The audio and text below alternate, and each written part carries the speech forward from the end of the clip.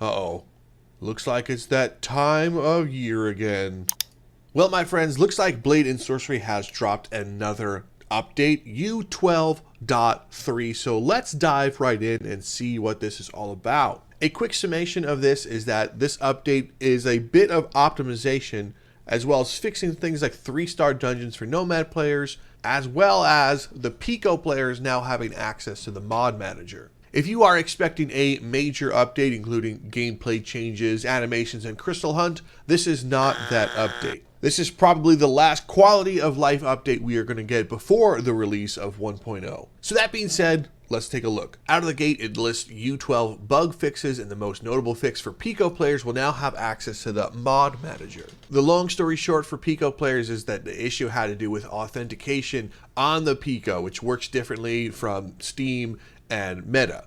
And although they literally just rolled out this update earlier this morning for most people, some Pico players may experience that it's still not available on the store, but don't worry, that's just because there's an approval process from Pico, so it will be there either later today or possibly tomorrow. Let's move on to the mod manager itself in general. Apparently they discovered an insidious bug in the mod manager that surfaced from the community, pointing out that certain mods, example Adamantium's multiplayer mod, was not showing up in the mod manager despite it being uploaded on mod.io and even showing up on the website. This led them to discover that a lot of mods that were uploaded to mod.io were not showing up either. Apparently only the most recent uploaded 100 mods were showing up within the search. And the issue wasn't detected when U12 first came out because U12 was the first one to use the mod manager, meaning there probably weren't 100 mods when U12 first came out. And now that mods have passed the 100 mark, it's going to bury a lot of the other ones, making them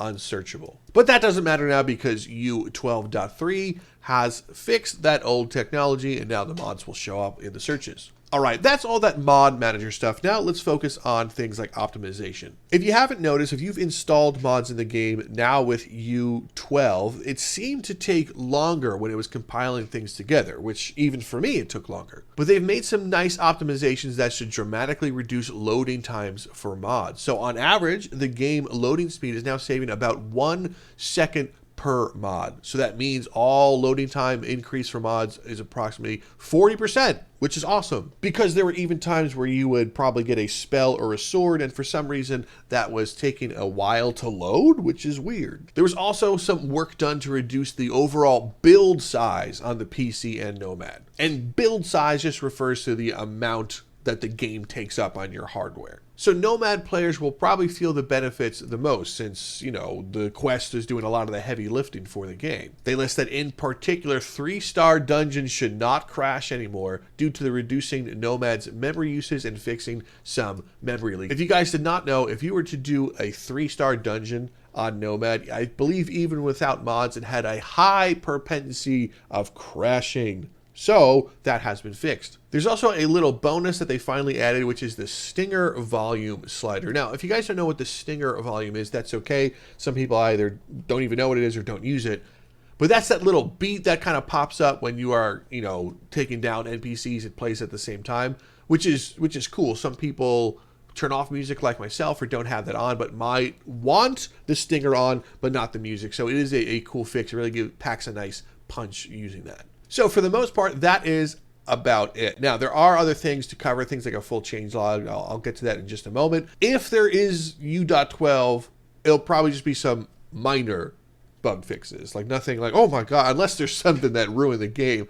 So it's full speed ahead on the 1.0 and Crystal Hunt update. And if you guys don't know, Baron released a Reddit post that's probably going to be sometime closer to 2024, but we'll be surprised. But on the topic of Crystal Hunt, the good news to share is that the majority of the team has been working on this, even while a few devs were working on 12.3. So it's not like they had to do full stop on that so they can get 12.3 out, which is great. So that means there was no loss of dev time for the 1.0 update. But they are letting us know that the amount of work for 1.0 is colossal, and that this will be the final early access update and will be our biggest so far. So that means Blade and Sorcery, when Crystal Hunt comes out, will be a full release game. So hopefully mods don't break every single time that there's an update, but you know, we'll see that in the future. They also touch a bit about on the road to 1.0 news, which is, you know, a big milestone for them. And we know Warfrog by now, they don't like to give away too much too early because first off, if we give away any good previews and there's no screenshots to share, we also want to make sure that we know what features are and aren't going to be in the update to not disappoint. They're a company that under promises and over delivers for the most part. And let's not forget that they have been talking about a little secret for a while now to surprise the players with. And I don't know what it is. It's hard to speculate. A lot of people are like, multiplayer. I'm going to bet that it's not multiplayer, but we'll see. We will see. My personal opinion in 1.0, it would be really cool to get the game mode like Crystal Hunt, but if Crystal Hunt comes out and the enemy AI isn't better, doesn't have better animations, pathing, brains, different attacks, and different weapons, I don't think it's going to be that important of an update. And I hope that doesn't sound too harsh, but I think we really need the AI to be much better before we get a full-on game mode. But I have faith that they will do that at the same time.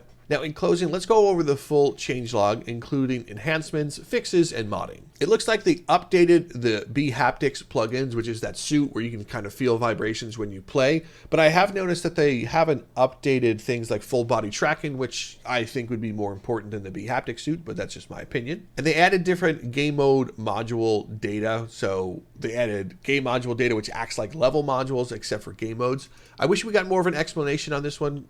For me, this almost sounds like there's different levels to select or modders have access to things, but I don't really know. The most important thing, obviously, is reducing the build size by 100 megabytes for Nomad and 1 gigabyte for PC, which is huge. A nice hidden thing is they added the option to enable spell wheel names on the spell wheel. So we've been using a mod called Spell Wheel Enhancer that might be sunsetting at this point because it's now a main feature. They also added a bug report functionality to submit logs. An ID shows the user where they can provide it for investigation, which you'll probably have to be online to be able to report that in game. Also a reduction in addressable loading times. Now for fixes, a big one is fixing slashing and blunt decal height maps not being applied to creatures. So I have seen that, you know, if you slash with a normal sword or if you hit like with a bludgeoning that's supposed to dent armor, if you have that on, I did notice that there was a lot of times where that wasn't happening, even when you have full decals on, so which is cool. Then of course we have the fix the memory leak that caused Nomad 3-star dungeons to crash, so that's been fixed. Now, I can't believe that they kind of hid this one in a fix and it's not a big standout because this has been a problem for Blade Sorcery for a while.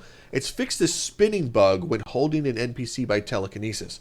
I don't know if you noticed it, but if you lift them up in the air, they'll literally rotate around. Now, sometimes that can still happen when you're physically grabbing an NPC by the neck or head or shoulder, so I wonder if those two kind of fixed itself, but it's awesome that they have notated that. There are other fixes that are more behind the scenes or non-prominent fixes, so if you are interested, you could read the Steam article for yourself, but I just want to give you the highlights. Now, last but not least is modding. A big one is this here, which is fix an issue with holder event linker, imbue event linker, and hand pose swapper. Event linkers are pretty important for mods, so it's really cool that this has been fixed, and hopefully that makes that easier. There's also added force options to the zone component, which can be used to apply forces to items, NPCs, and the player. Ooh, I don't know what that means, but it sounds like it could be fun. And then there's also added creature tool and item tool for selecting creatures and items, as well as game tool to replacing functionality mods used in the debug tool and game manager scripts. So creature tool and item tool can be used to copy event linkers onto targeted items. I hope that means what I think it means, but I don't want to speculate. I just want to call that out.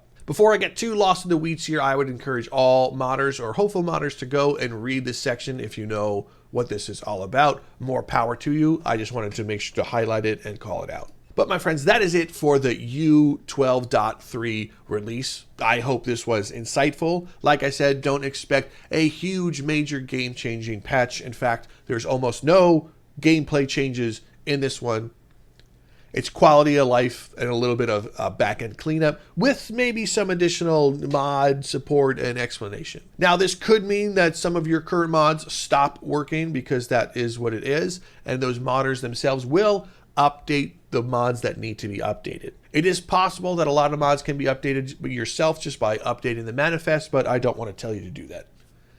Anyway, that's it for this video. Thank you so much for stopping by. I'm Drifter from Downloadable Content, and I'll see you next time.